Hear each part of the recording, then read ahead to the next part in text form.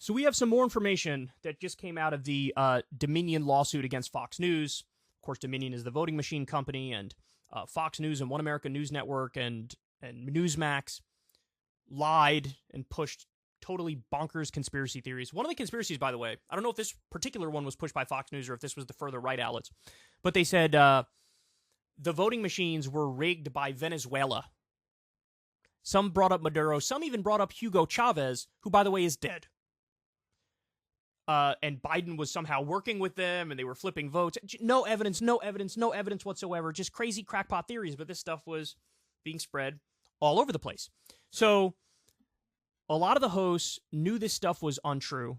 The rigged election conspiracies were untrue, but they pushed it knowing it was false, or at least they played footsie with it knowing it was false. Well, there were some hosts who were actually honest. And you know what happened? They were punished for it. So here in Mediaite, they say bombshell filing shows Fox anchor got reamed over anti-Trump coverage from the top down. So one of these guys is actually the host. I've been on Fox News a couple of times. This is the show I was on. I was on this guy's show.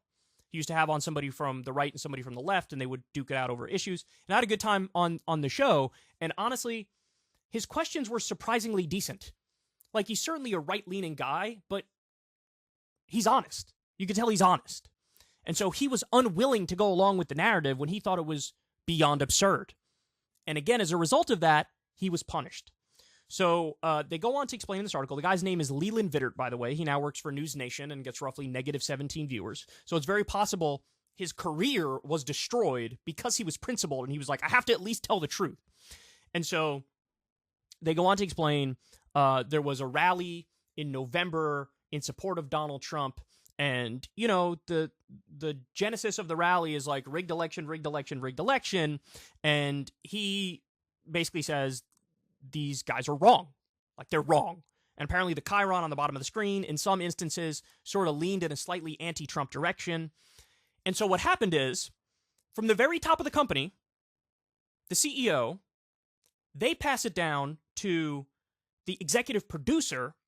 The executive producer, while Leland is live on air, they whisper in his ear, like, don't do it. Stop being so anti-Trump. They said he's like, I believe the quote is smug and condescending.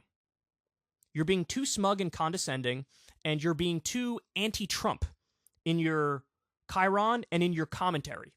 So, and understand something. This wasn't like hardcore disagreement. Let me explain how egregious this is. It was very mild. It's very mild. And they were in his ear at the moment saying, don't do it. Why? Because they were first and foremost concerned with the audience capture, and with narrative humping. And they didn't want to lose out to Newsmax and One America News. And so they were trying to force their hosts to not be too anti-Trump. Now, they also go on in here to bring up Shep Smith. When Shepard Smith attacked the Trump administration's lies on air, so that's a quote, Trump administration's lies, Rupert emailed Scott and Jay Wallace calling it over the top and telling them, quote, need to chat to him. So, of course, Shep Smith is no longer with the network. Leland Vittert is no longer with the network. And so, honestly, these facts directly undermine even the argument of like, hey, we were sort of fence-sitting on the whole thing. We were being agnostic. We were feeding into the conspiracies, but also at the same time trying to debunk the conspiracies.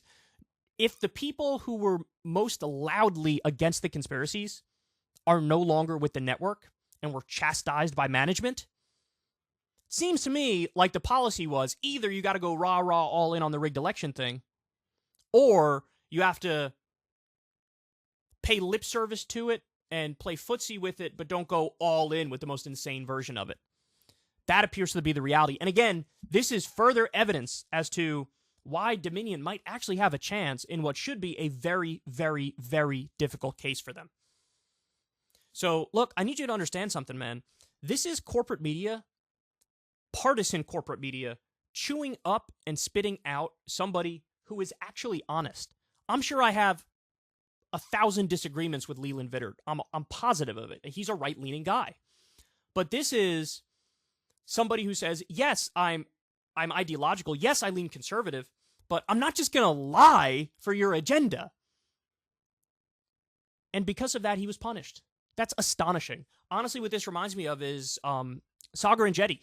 Now, Sagar and I, of course, we have massive disagreements, but one of the light bulb moments for him, like his enlightenment moment, was when he realized that all of his friends in the conservative media sphere, when Stop the Steal was happening and all the rigged election conspiracies, he knew that they knew it was bogus, but they went along with it publicly. And that was sort of like a breaking point for him, no pun intended, even though that's a phenomenal pun, isn't it? And he was like, I'm done with these people, man. I'm done. And so then he shifted, you could argue his politics shifted a little more towards the enlightened centrist category versus the, right populist category. And credit to him. He's like, look, I just can't stand for lies. And that's exactly what happened with Leland Vittert. That's exactly what happened with Shep Smith. And they were punished as a result of it. So what are you incentivizing and what are you disincentivizing if you're management at Fox News? You want all of your hosts to be audience captured and to be narrative humpers. That's what you want. You want them. It is baked into the cake that you want them to be dishonest. Nobody should trust these people. Nobody should trust these people. Again, even if you're conservative, do you really want to be lied to? Is that what you want? You shouldn't. You shouldn't. You should want the facts first, and then you form your own opinion. And they were waging a war even on the facts. It's really, really astonishing stuff that came out here. If you want to see me and Crystal Ball interview legends like Noam Chomsky, Cornel West, and more, subscribe to Crystal, Kyle, and Friends on Substack. $5 a month gets you the video version a day early. Remember, we take 0 ad dollars for this podcast. Or you can sign up on Substack for free and get the audio version a day later. Link in the video description box below.